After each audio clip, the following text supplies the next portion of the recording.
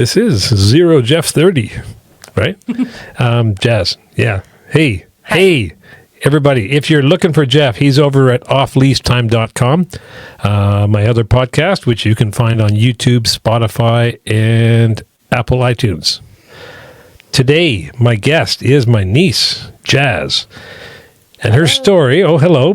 I'm just going to read this from your bio, from your YouTube, and a little bit of this is what you sent me, I believe. But Jazz, her story is an honest and raw journey through addiction, trauma, recovery, and rebuilding. She's a mom of 4 boys, a former trades business owner, and someone who has fought through alcoholism, toxic relationships, family court battles, and the daily challenges of raising a child on the autism spectrum. No big deal. In April, you're approaching 5 years of sobriety. Yes.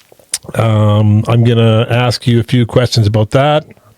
Some easy ones, some challenging ones. I have questions around, does calling yourself an addict help you heal, or can it actually sometimes hold you back? I'll ask about the 12-step programs. What is it? This is an honest conversation between family members, and I think you're going to feel that. Jazz, welcome to the show. Thank you. Thank you for having me. How you feeling? I'm feeling good. Yeah? I'm feeling good. Something wasn't covered in that little ramble, was your about your 4 boys. And 2 kids in, 2 kids. You had 2 kids in addiction. Yeah. And 2 while in recovery. Yeah. Give me a little bit on that. Sure. I always had the dream to have the family and the husband in the house. And I think I had such a focus on that I didn't focus on what a relationship needs and what I needed. But I was after something that I was imagining in my head. And so I had 2 failed relationships trying to chase that dream, not actually choosing and thinking and getting to know the partner that I was committing to. And so I had married my ex-husband. We had 2 kids right away. I was near the end of my addiction, and that relationship got really bad. And it got so bad that it led me to a treatment center. Before that relationship ended, I thought, when the relationship ended, I thought that my drinking was going to stop, and then my drinking picked up. So I had 2 kids with them, then I got sober, and then I met a guy in recovery, and then we had 2 kids until I smartened up and started looking deeper at my own stuff. And the trades part of your story was that where does that fall into this? What age were you were 26? Yeah, so I've been in trades since I was 19. I got out of high school. I chose the highest paying job I could find, and I already kind of had a little bit of painting skill. So I thought I was a painter. I got this job. I worked that, and then I started my own company when I was 26, and then I got into doing spraying work. Had a spraying booth for, I don't even know, in my 30s. And so now I'm 39. So I haven't actually been painting for a few years now. Pretty much. So just to back that up, what actually drove you into the trades to begin with? Just looking for a high paying job. Okay. Like the highest paying job I could get. Yeah. Yeah. Okay. And it's a fairly, fairly male dominated space. Mm-hmm. That was, just briefly. Yeah, it was exhausting. Yeah. There's a lot to I'm over it. Right? Yeah. I'm over it. So with the addiction and recovery, when did you realize this has to change? It's now or die. Was it ever do or die? There was a few turning points. Okay. Before I got to, so the ex-husband leaves, my drinking picks up, and then I'm getting to the point where I'm still have the boys, looking after the boys, and I'm getting to the point where I'm don't think I'm going to wake up, and then I didn't care if I was going to wake up anymore, and that was kind of depressing, and then I'm I'm drinking in the mornings just to survive my day, and my kids, they're so young, and I couldn't even quit for them. I just remember looking at their cute little faces, and they're so in love with mommy, and we're at home, and I just was like still drinking, and I couldn't quit. And I was like, wow, like it was the time I really felt that, wow, I have no control. I can't stop. It was all about, I was stealing it from upstairs. I was stealing it from here. Like I was From just, here? no, like when I was at my parents. No, I'm like, just kidding. Yeah. So I was doing whatever I could to feed that, and the drinking just kept up. And then I got to treatment, and then what was the question was just about like. When did you realize this has to change? Right. So then I knew it was getting really bad, and then I thought I gotta talk to someone, but I didn't know who to talk to because I didn't want my kids to get taken away. And I was like, there was this new doctor at my doctor clinic who was taking over from this great renowned doctor that I was too scared to talk to. So I was like, I'll just tell her that I'm drinking like 12 drinks a day. Started there. And then, yeah. Yeah, that's a real fear that that never crossed my mind. It was like, I don't know what we call it in Canada, CPP or Child Protective Services. Like, that's a real fear that you had to consider. Like, you're trying to do the best thing for your kids, and you're scared if you tell the wrong person, you might that I need help, do more damage. Right. And another interesting thing you touched on is my wife always talks about, in anything you accomplish in life, like it's difficult, you have to have your why. And your why has to be strong. But in your case, your why was very strong, but it was still very difficult. I mean, your why was your boys. Why? No, my why was I wanted to live. I couldn't actually quit for my boys. I remember looking at them and being like, I can't even quit for you. Yeah. I'm going to die. Yeah. And so then I was like, well, if I keep going, I'm going to die. And then I thought about, I'll talk to my doctor. And she actually was really nice about it. I just said, this is happening. I'm too scared to talk to anyone. And then she said, okay, let's just work on this together. Let's just minimize down. Can you just try 2 less drinks or 4 less? And we did that for a few months. And I lied to her because I couldn't do it. Yeah. And then I broke after 2 months of trying that. I'm like, I can't. I'm actually drinking I'm drinking 2 for a day, and and then she's like, okay, you start researching for treatment centers. I think you need more. You need more, more than this. We can't do this. We need to get you more. So that started my journey a bit. That fascinates me because I always hear stories of intervention, and usually it's the people coming to the alcoholic first, as opposed to the alcoholic. I never hear stories of the alcoholic running around town looking for help. What made you choose rehab? Was it this doctor? What made you choose rehab, to go to rehab? I didn't really know that was an option. And she said, how about just over the next few weeks, could you just call around town and look for treatment centers that you could get to, that you could start reserving beds and look into that? Because maybe you just need a place to really set down, just land and just work on the quitting drinking and nothing else. Not the kids, not your work, not trying to anything, just that. And I was like, yeah, that sounded really good. So I looked around for that, and then I got a little more courage because I had her support, that I talked to my family and my friends, and I said, by the way, I got them all together. You did? I'm really messed up, and told them all. And I said, I think I need to go to this place, but I don't know what to do about the boys. And I don't know how do I leave my kids for 6 weeks? They were 1 and 2 at the time. And that was scary to leave them. Were they surprised by you coming to them with this? Did you get the response you expected? Not a lot of people knew. Okay. I pretty much kept it hiding it pretty good. Secretive. Yeah. So you're going to rehab. What are you feeling walking in? What's that like? Well, I had 4 drinks that morning and finished my last one on the way there. What did you drink? I think I finished it before I got there. I was just finishing a few ciders. So I'm an Okanaganer. Okay.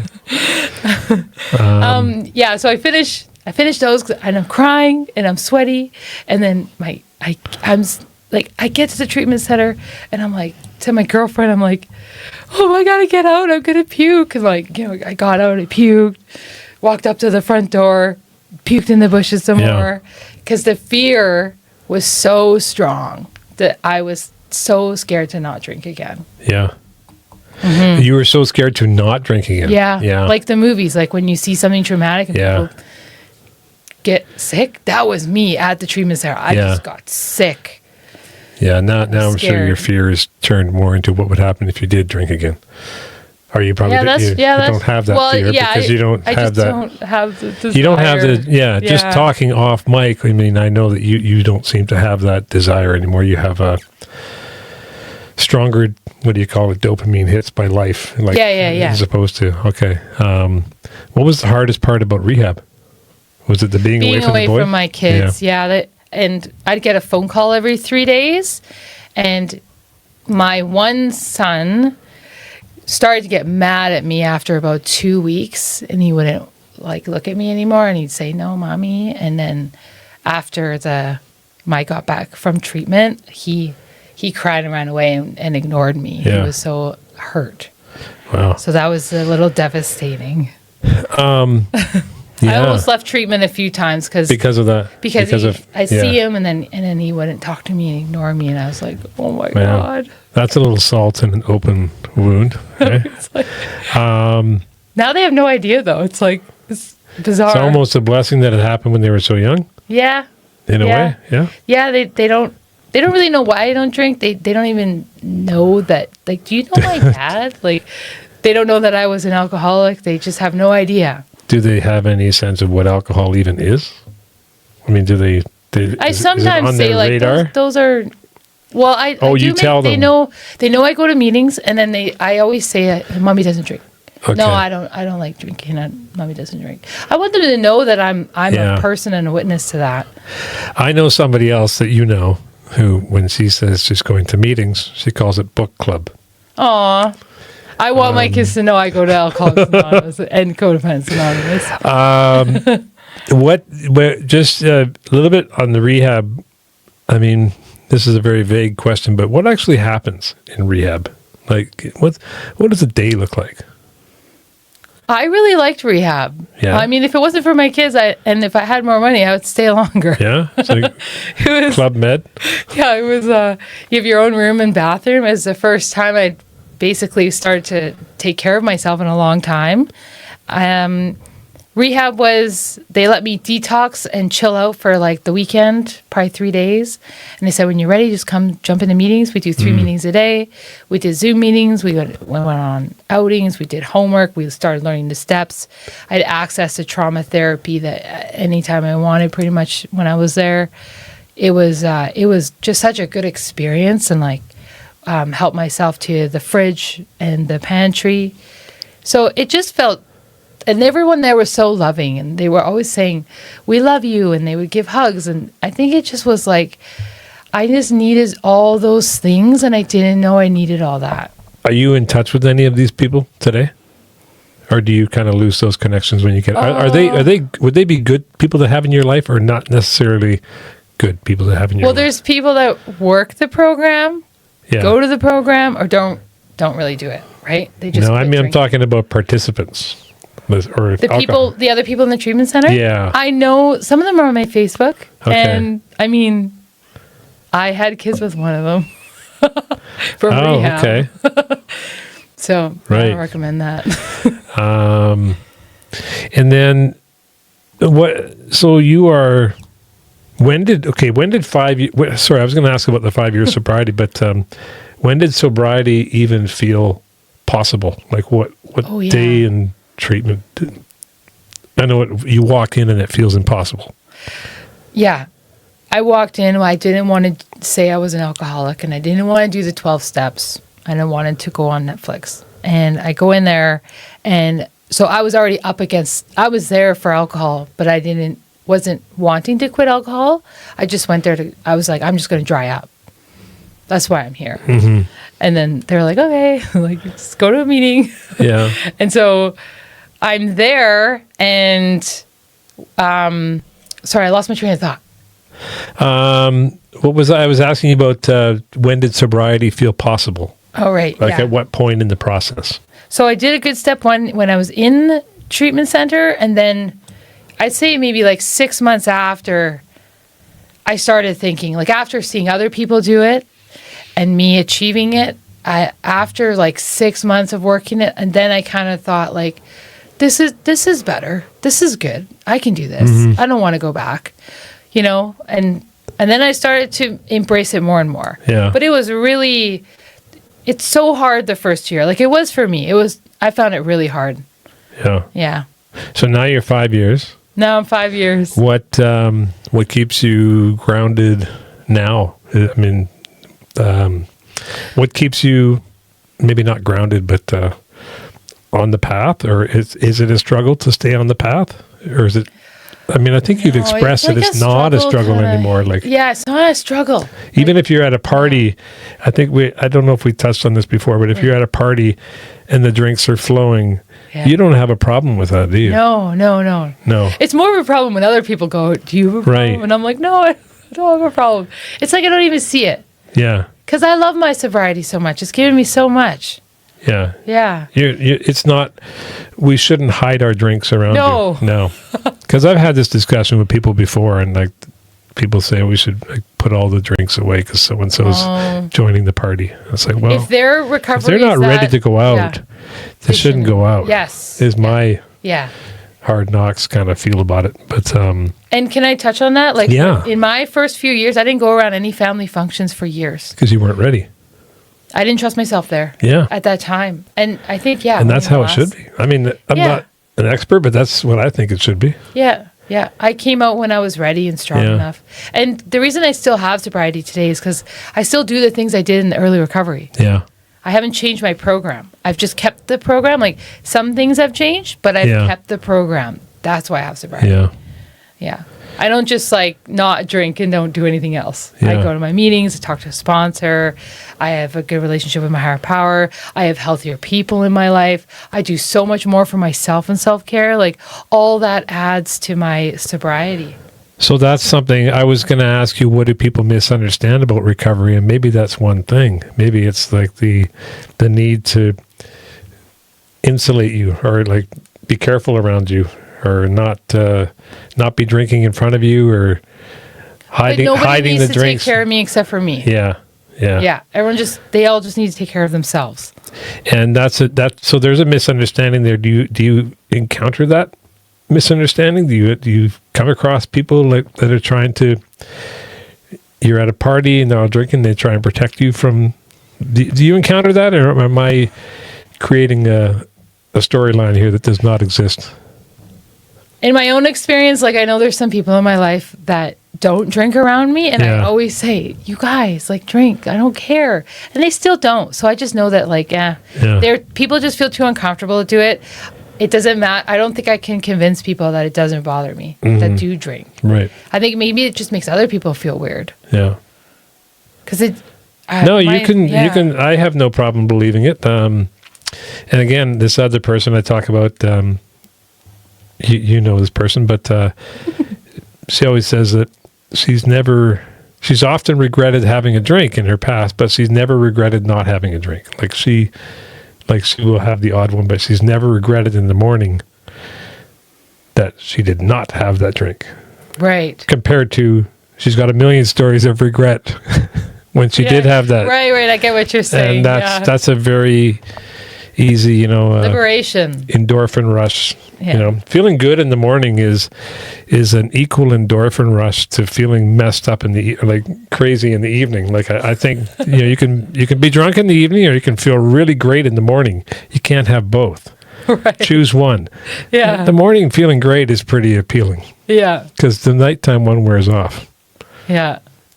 That's my 2 cents worth. The AA, okay, the challenge here. I had some questions on AA.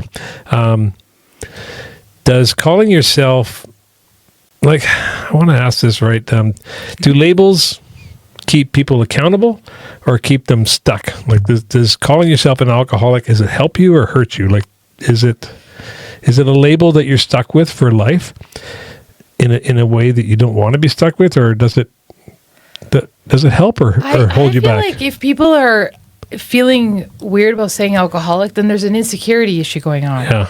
Because I think it's a vital step to be like, I'm an alcoholic in Alcoholics Anonymous, and everybody says it together. You say it, and whenever anyone shares, they say it. So it's almost like everybody is claiming that identity in the room, that I have this, I am this, and I have to work on this. Because if I don't do my program, I don't have sobriety anymore. Yeah. Right? And like, so it can be the same if someone's like, oh, like I'm always the victim. Like if they identify as a victim all the time, they identify as a, poor or just something negative, right? All the time, they will be that thing. They will never grow out of the thing that they are. Yeah. Right? And I'm an alcoholic, but I'm also sober. I'm also a mother. I'm also healthy.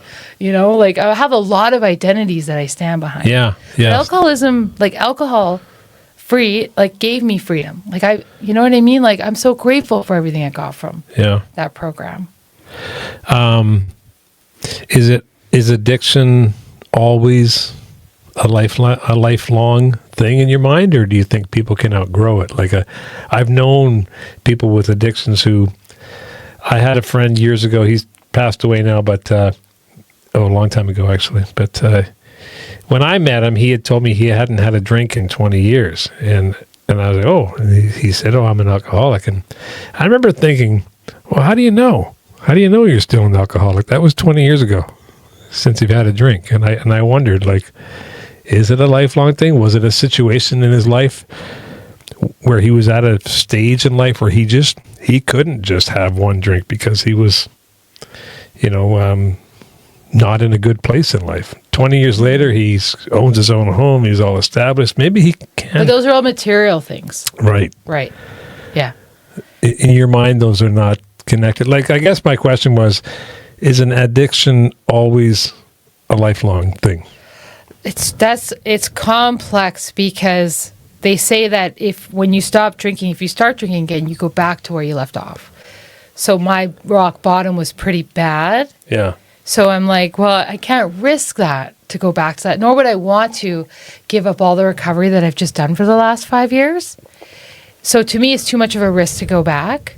And it's, the alcoholic will justify anything. So it's like, I don't want to roll the dice and go back and then, Yeah. Yeah. Undo. Like, yeah. But because I've done a lot of growth, I've done so much trauma healing and work on myself that I'm like, well, maybe I'm not as avoidant anymore, not as addicted. Like I've worked on so many layers of addiction. Yeah. It's not just the symptom, the alcohol. I've worked on all the other stuff too, and I just keep going deeper. But I just really like So sobriety. some people might get to a point where they feel a false sense of like, I'm okay now. It happens all the time. It's kind of like people get their job. Like yeah. People with not to go off course with the comparison, but I remember talking about this with my mom about someone we knew who was schizophrenic, and that person was fine when they were on their meds, and the problem would occur when that person would go so long being fine, but they were fine because they were on meds, and then they would go off the meds, and the schizophrenia was back. Right. And so, because they felt so good, they felt, I think I'm cured. Yeah. I can do this again. I can, I don't need this anymore. I'm fine. But they, Yeah. I don't know if there's people, yes, like it happens all the time. People like stop going to meetings because life is good and I don't need AA. But then, it kind of. So I wanted to ask you about the meetings. I wanted to ask about, is this something that, are the meetings a dopamine hit? Do people get addicted to meetings themselves? Like, I know people that go, like, I've heard people say they go every day because apparently there's meetings all over the place. Right. Like in any town that you live in, unless you're in a town of 200 people, but there's pretty much in this town, could you find a meeting every day of the week if you wanted to? Yeah, you could. You could go to 3 a day if you wanted to. Yeah. So do people get hooked on the meetings? Do they need the meetings that much? Or I think that's a rare case. Like that guy goes to meetings every day. I mean, that's not a bad thing. He used to drink every day. That's kind of like okay. But I Yeah. think it might not happen forever. Maybe that's where he's at in his journey for his recovery, and he hasn't lightened up a bit. It's hard to let it go a bit. Like I did the 90 meetings in 90 days, which they say to do. So I did like 140 meetings in 90 days after Wow. treatment, and it was hard to go to 4. It was hard to, but I peeled myself off of it. Yeah. Because they said to do this, so I went with that. Like, I take the suggestions. Yeah. Part of the meetings, I guess it's not the whole, I don't know if it's the whole of the meetings, but just part of the meetings is the 12 steps, Yes. right? What are they? I can't. If you say don't them all. remember them all, maybe you could just Yeah. tell me in a general sense, what are they? You don't have to say which, not like the step 10 one is commandments. do the 100% step. Okay. Do a good step 1. And then it builds up to step 2, step 3, all the way up. So you're just doing one step at a time. It's not like you're jumping right into amends. So Which one's the hardest? for me, my favorite step is step 1, and maybe because it was the hardest, because I had to really Which was making Step 1 was amends? admit. Oh, no, admit. Step 1 is admit that you're powerless and your life has become unmanageable. Is that what you're admitting when you walk in and say, "Hi, I'm Jazz. I'm an alcoholic"? Is that kind of the first step admission, or it's something? I think that you Outside have to admit something to yourself for any change to come. Yeah. It's like an honesty step. Okay. Admit that, give up that control and like let something else come in, Yeah. it's like you need to open up to that. You remember that step so well. Is that the step that changed your life the most, or is there another one you would take that title? I think it's a tone setter step for me. It just really shaped my recovery. Like, I don't think a lot of people do a really good step 1. And I think for me, it's just like, because I just made that decision, I meditated on it, I prayed on it, and I didn't want to let it go. Like, Yeah. I didn't want to quit drinking. No way. I love drinking. Yeah. I was a party girl. I loved it too much, but I didn't want to keep suffering. So it took me a week to make it, because they said, you know what? You don't need to make this step like today or like make it when you want to make it. Yeah. And then when I just sat there and I said, fine, God, I'm going to do it. And I did it. Yeah. And it's helped me a lot. It's just, then I was just like that much more convicted for the next step and the Yeah. next step. Can a non-religious person still benefit from AA? There's a lot of higher power stuff Totally. in there. Yeah. Higher power of your understanding. Could you be off the hook, non-religious, and still? There's a lot of atheists and non-religious Yeah. people in Alcoholics Anonymous that come in there and hate God. Oh yeah. And I think they have How do they make it work? How do they make it work? I don't know. It looks like they have a harder time. Yeah. Yeah, there's a lot of friction there. And I think it's one of the things that's helped me a lot in my recovery. Really? Yeah. You I don't know if you mentioned this today or if this I'm remembering a past conversation we talked about CODA. Oh yeah, I'm in Codependence Anonymous. Okay. Can you explain that a bit? Codependence Anonymous is a program where people are seeking healthy and loving relationships. And so I went to AA for 3 years, and then I kind of transferred over into CODA. Yeah. I go to AA sometimes, but I mostly do CODA now. And that's just the program that's really taught me about like the 5 codependent patterns that you can develop from childhood, which are Got them lined up? compliance, Okay. control, low self-esteem, avoidance, and denial. I think you talk about these on your A lot, podcast. I'm going to get into Jazz's podcast in a bit here, touch on it. But this is how this interview came to be, because I saw what she was up to. CODA is quite different from AA. It's a lot of emotional, psychological healing. What's a sign that somebody is in need of CODA? What's a sign of codependent? Like a glaring. Well, you gotta want to go and do it. Yeah. You need that. Lots of people are codependent. Yeah. Because it's a lot of stuff just comes from childhood that hasn't been resolved. It's a lot of like emotional unavailability. You know, someone that might be like, feelings, like, yeah, that's a codependent behavior. Someone that's really controlling is codependent behavior. Yeah. So you're saying, I was going to ask who should go to CODA, and like someone who is. Well, for me, I went to CODA because I went to CODA to save my last relationship. And I was like, okay, because everybody said you got to fix yourself first before you even go to that side and ask for what you're asking for. Yeah.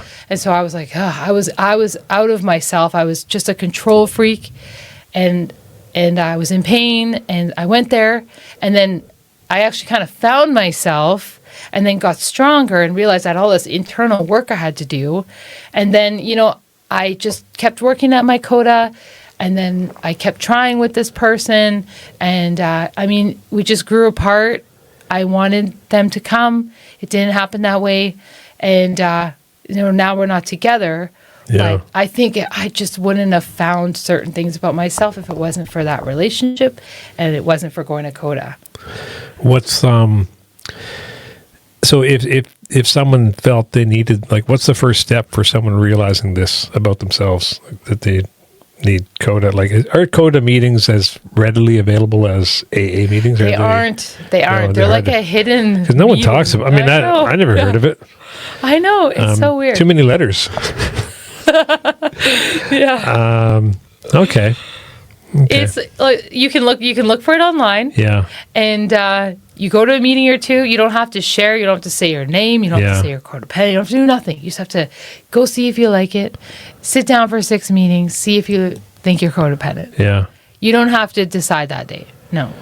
Okay. It took me I think it took me 3 months to even say I'm codependent. Like, that's how bad my own denial was. Like, even though I could see all the patterns and that I was doing all these things, it took me courage to get to that point. Yeah. Yeah. It's just really vulnerable. And that space is like safe and protected so people can go into their emotions. Yeah. Yeah. Motherhood. How has motherhood shaped your recovery? How has motherhood shaped my recovery? I mean, it's motherhood is an obvious. Motherhood's hard. So is recovery. Yeah. And it's made me a better mother. It's made me better to myself. Mm-hmm. I don't know how to answer that. Like, it's okay, because I'm sober and recovering. I give my kids a pretty good mom. Yeah. So I'm proud of that. Yeah. And they get to learn all these things from me.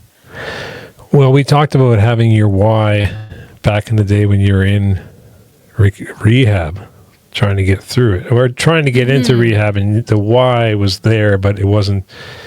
You weren't strong enough to act on that why. Now you're a mother that's out of recovery, or you're in recovery. This phase is recovery still. Okay.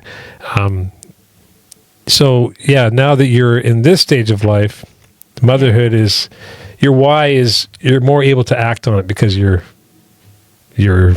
sober, right? Yeah.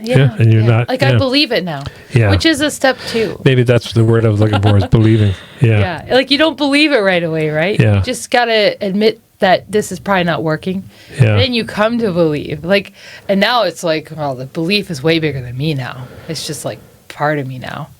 What kind of mom are you now as opposed to versus before? Ooh, I'm a present mother. I am not as angry. I am emotionally available.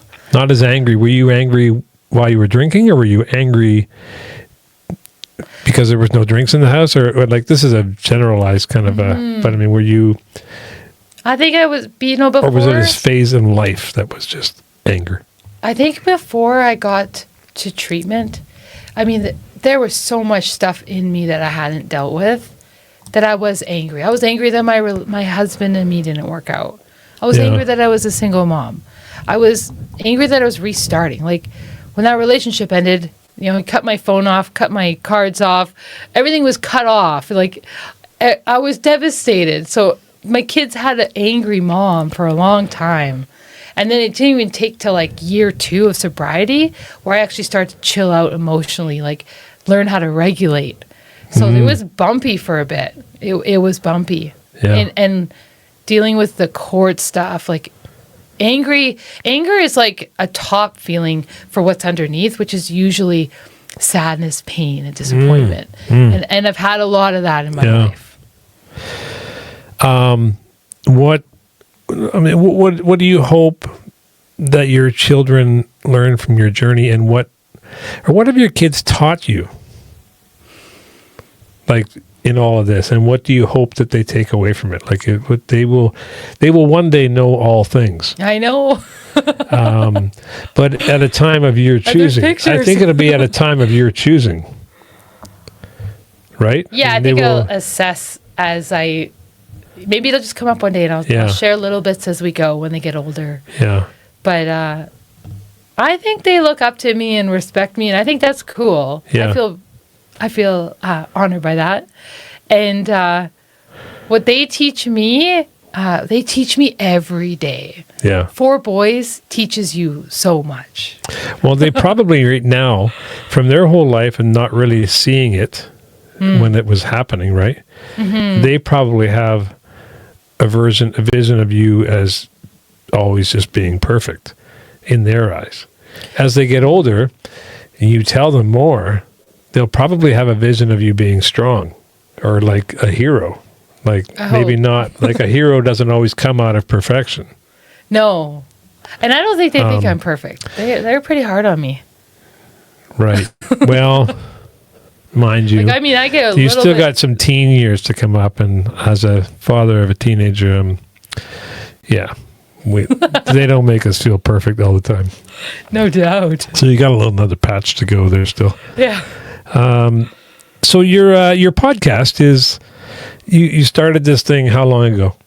I think it was early November 2025. Okay, and the name of it?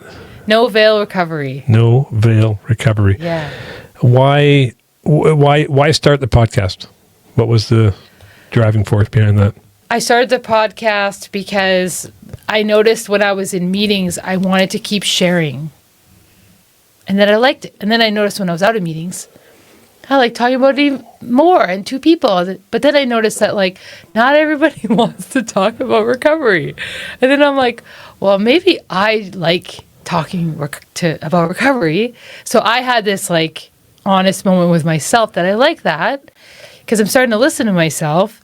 And then I was like, well, like this is really, I had all the bad things come in my head, like why I shouldn't process that. And then thought I should just do it anyway.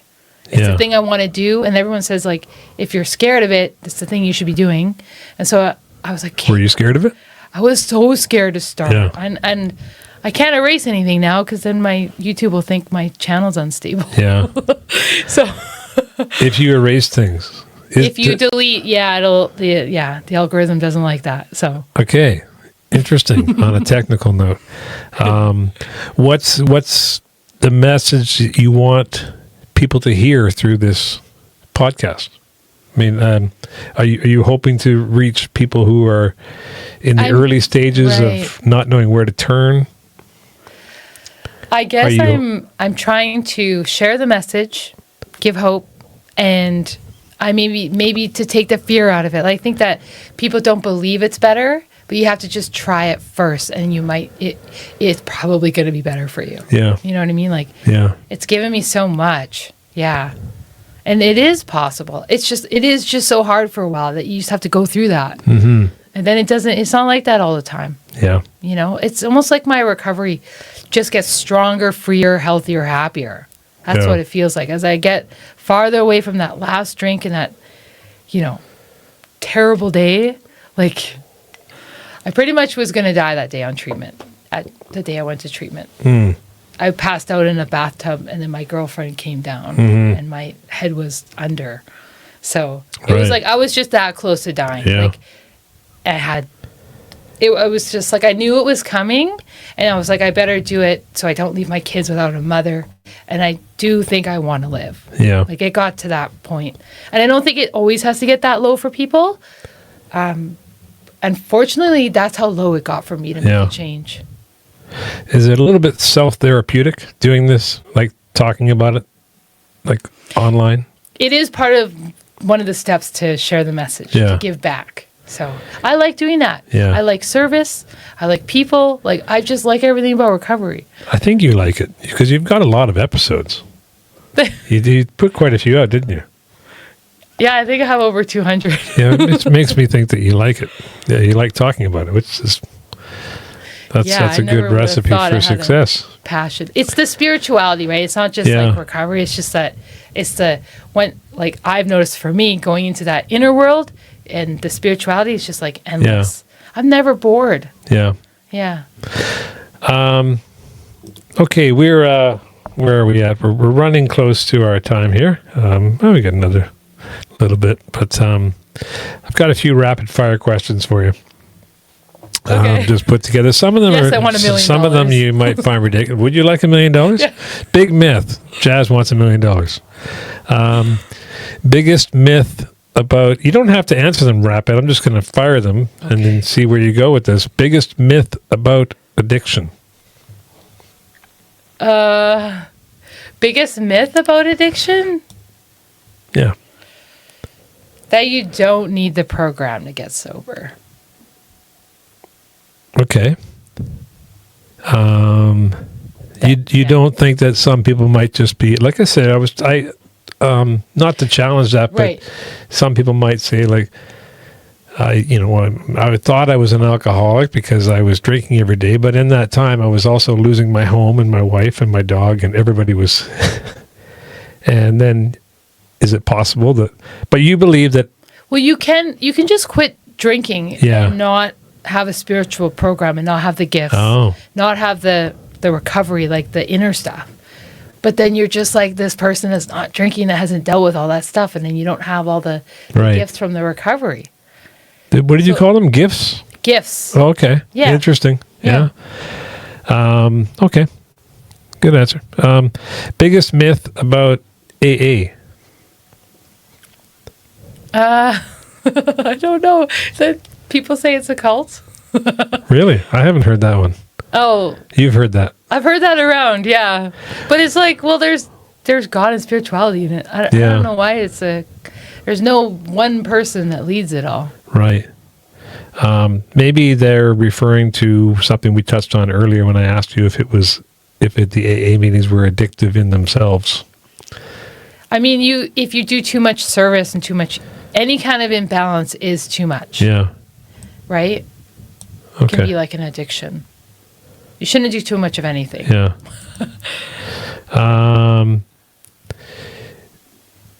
These are rapid fire. Okay. Is sober life, I know the answer, but let's just ask it anyways. Yeah. Is sober life boring?